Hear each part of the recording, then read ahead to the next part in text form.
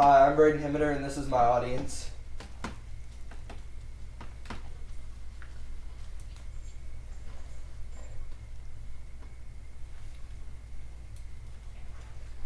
What is the most popular way that kids pass time now? In the past, it might have been going outside to play or practice a sport. However, nowadays, it has shifted more to spending time inside, playing video games, or watching TV. I'm here to persuade you that teenagers and kids should be allowed to play violent video games because there is not any conclusive evidence that shows that there is any effect on their aggressiveness, their mental stability, or cause them to have any anger issues. Every day, kids and teenagers alike play violent video games such as Fortnite, Call of Duty, and PUBG.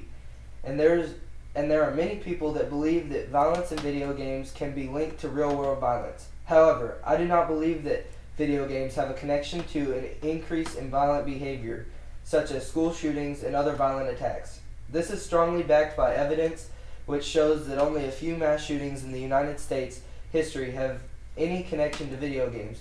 Even the shootings that are connected were because the person who did the shooting had played video games. But this proves almost nothing because nearly every kid has played a violent video game.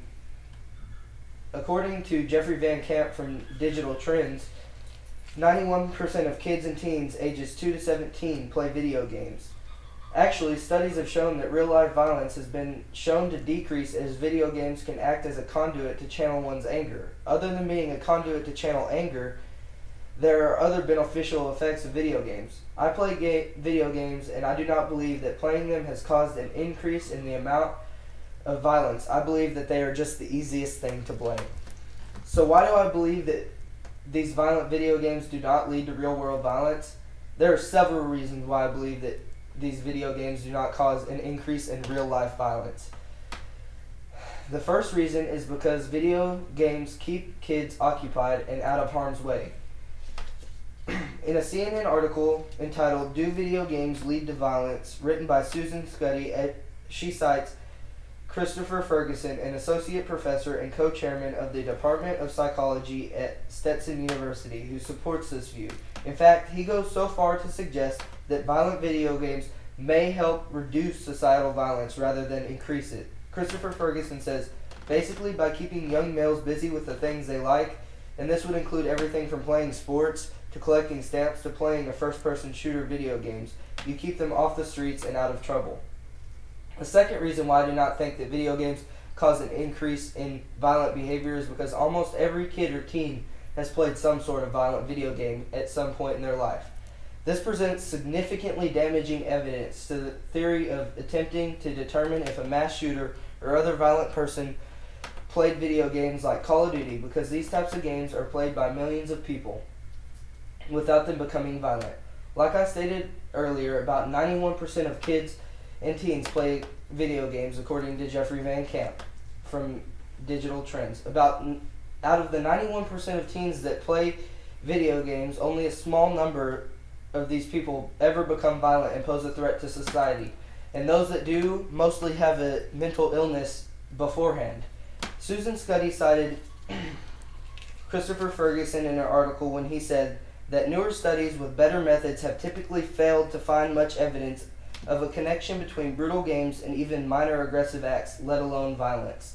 Some studies actually show that video games, including violent video games, can be beneficial, which strengthens my argument that video games, even if they are violent, are not hurting kids and teens. There are numerous benefits to playing violent video games and video games in general. The first benefit is that they increase cognitive skills of those who play. According to the Washington Post, in an article entitled "A New Study Shows Benefits of Violent Video Games for Kids Learning," written by the American Psychological Association, one widely held view maintains playing video games is intellectually lazy.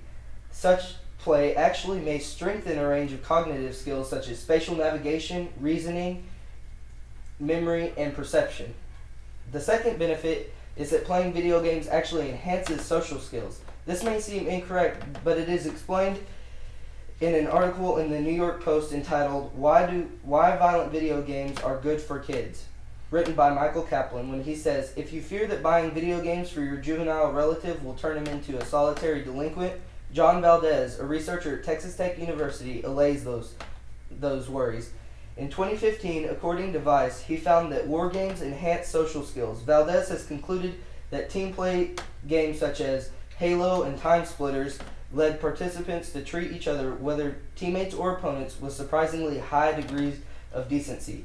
Playing video games can also improve problem-solving skills because in all video games, violent or not, you have to complete some task that involves you to solve a problem of some sort.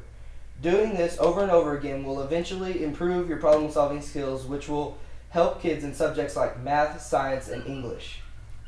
In conclusion, I strongly believe that it is evident that there is not a causal relationship between violence and playing violent video games. There's no evidence that backs video games causing violence, and they're even helping some kids in some ways. Violent video games are helping curb violence and are actually causing an increase in cognitive capabilities, positive impacts on social skills, and improvements in problem-solving skills. Parents should allow their kids to play video games no matter how violent they may be. They are not to blame for real-world violence. Thank you.